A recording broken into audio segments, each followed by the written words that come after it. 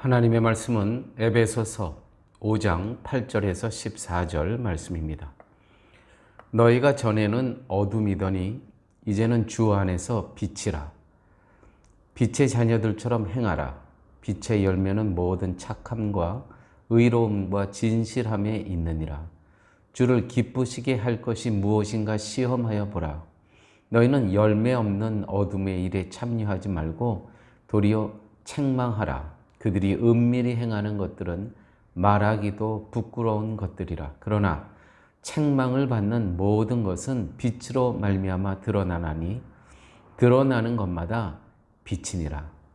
그러므로 이르시기를 잠자는 자여 깨어서 죽은 자들 가운데서 일어나라. 그리스도께서 너에게 비추이시느니라 하셨느니라. 아멘.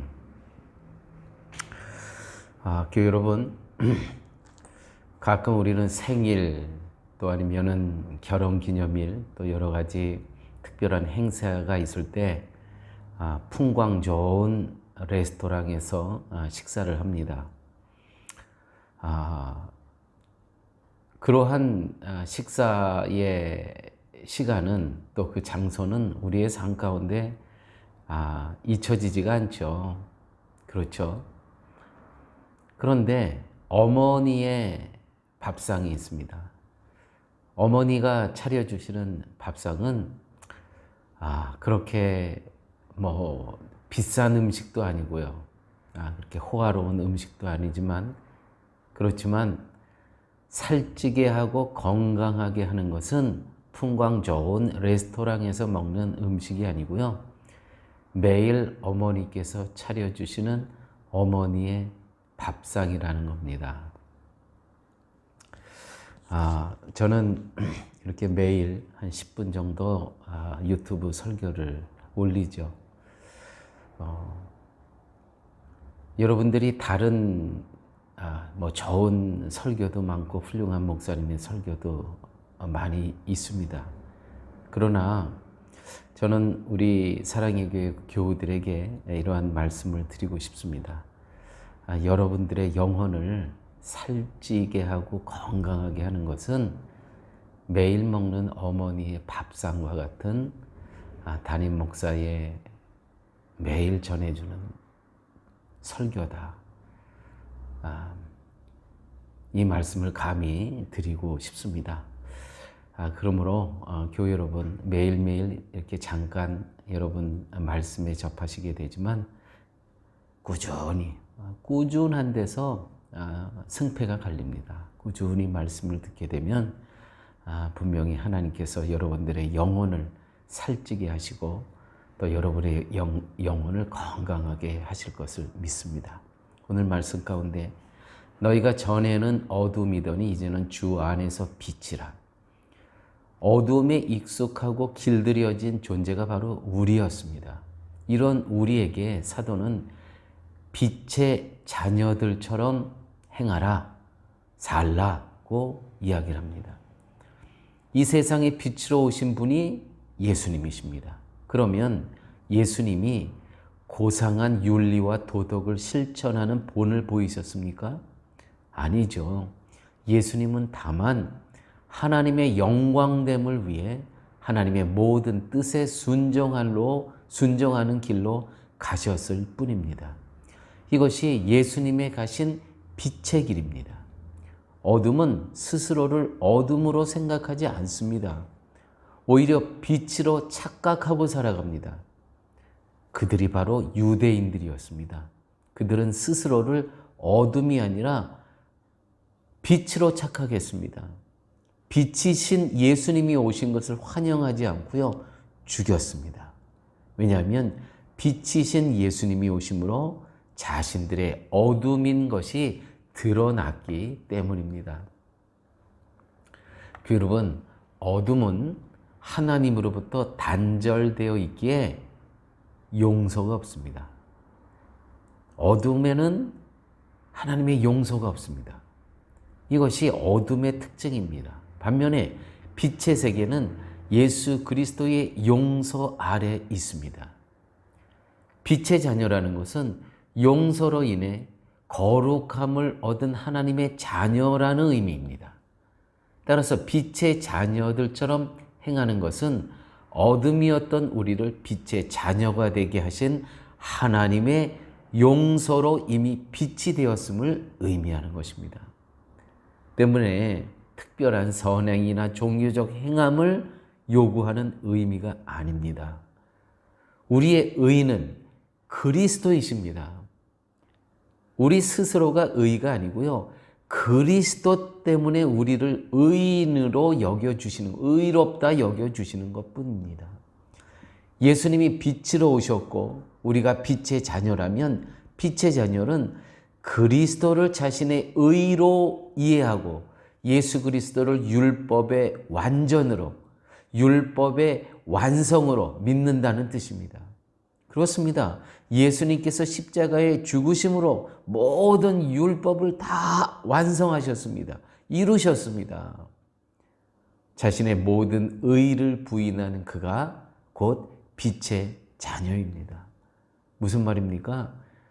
나는 예수 그리스도의 십자가의 은혜가 없이는 오늘 나의 나됨은 있을 수가 없다는 것이죠. 다 예수 그리스도의 그 십자가의 은혜로만, 그 은혜로 나를 조명이 됐을 때 나는 누구입니까? 나는 구원받은 존재인데 정말 그 은혜로 나를 보게 되면 나는 죄인일 수밖에 없죠. 바로 모든 나의 의를 부인하는 바로 그가 빛의 자녀, 하나님의 자녀라는 것입니다. 성도는 빛의 자녀로 그리스도 안에서 율법이 성취되었기 때문에 자신이 지켜야 할 율법은 더 이상 없습니다. 다만 율법의 완전히 되신 그리스도를 믿음으로 의로운 자로 여김받는 생명의 세계에 존재하는 것뿐입니다. 그래서 빛의 자녀들은요, 선행과 종교적 실천이 없어도 이미 의롭다 여김을 받은 존재들입니다. 이렇게 의롭다 여김을 받은 자로 사는 것이 바로 빛의 자녀로 사는 것입니다. 그래서 겸손하게 살고요, 겸손하지만 목숨을 겁니다. 빛의 자녀들은요, 겸손하지만 목숨을 건다는 거예요. 예수께서 가신 그 길을 묵묵히 갑니다. 이 빛의 자녀들입니다. 어둠의 사고 방식이 있는데요. 어둠의 사고 방식은 의의 근거를 행함에서 찾습니다. 공로에서 찾습니다. 무언가를 해야 됩니다. 끊임없이. 그러니까 안식이 없습니다. 그러나 빛의 사고 방식은 의의 근거를 그리스도의 은혜에서 찾습니다. 그러니까 빛의 자녀들은 안식이 있는 거예요. 왜요? 예수 그리스도께서 다 이루어 주셨기 때문에. 그 예수 그리스도께서 하신 일을 믿기만 하면 우리는 어떻게 돼요? 그분으로 인해서 의롭다 여김을 받게 된다는 것이죠. 의롭다 여김을 받은 자들이 바로 누굽니까? 빛의 자녀라고 하는 것입니다. 복음을 말하면 많은 성도들이 그러면 어떻게 살아야 합니까? 복음, 바로 그리스도의 삶, 십자가의 은혜를 이야기하면 그러면 어떻게 살아야 됩니까? 교회 여러분, 복음 안에서는 어떻게 살아야 하는가가 없습니다. 우리의 의로우신 그리스도를 믿음으로 살면 되는 것입니다. 믿음으로. 그게 빛의 자녀입니다. 이렇게 살아가게 되면 이것이 정말 새로운 삶이거든요. 새로운 삶입니다. 옛날엔 어둠의 자녀였지만 이제는 빛의 자녀입니다. 이렇게 빛의 자녀로 새로운 삶을 살아가는 사람들은 다른 이들에게 도전을 줍니다. 동기가 되고 자극을 줍니다. 꾸준히 이 삶을 살아갈 때 나는 알지 못하지만 내가 이렇게 살아가는 모습이 비춰질 때 그들에게 도전이 되고 동기가 되고 자극이 된다는, 이것이 바로 선교입니다. 이러한 삶을 대조 공동체, 비교되는 공동체라는 거예요. 대안 공동체라는 것입니다. 그렇게 어둠에 속해 있었던 그 어둠의 사고방식, 무엇인가를 의의 근거를 행함, 땀, 열심, 이거 갖고는요, 세상에 답이 없는 것입니다. 빛의 사고방식, 의의 근거를 그리스도의 은혜에서 찾으며 안식하며 살아가는 삶입니다. 성도들이 새로운 라이프 스타일, 뭐예요? 바로 빛의 자녀의 삶, 이타적인 삶은 자연적으로 성교적 열매가 맺혀진다는 것이죠. 왜요? 그 빛의 자녀로 살아가게 되면 나를 위해서 살아가는 게 아니라 예수 그리스도의 그 십자가의 은혜를 우리들이 받고 살아가기 때문에 이타적인 예수 그리스도처럼 이타적인 삶을 살아가기 때문에 바로 성교적 열매가 자연스럽게 맺히며 살아갈 수 있다는 것입니다. 아버지 하나님 감사합니다. 귀한 말씀으로 빛의 사고방식을 갖고 살게 하여 주신 은혜 아버지 하나님 감사합니다.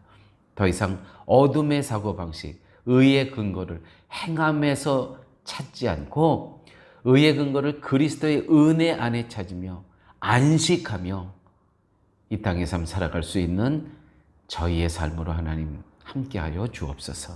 예수님 이름으로 기도드렸습니다. 아멘.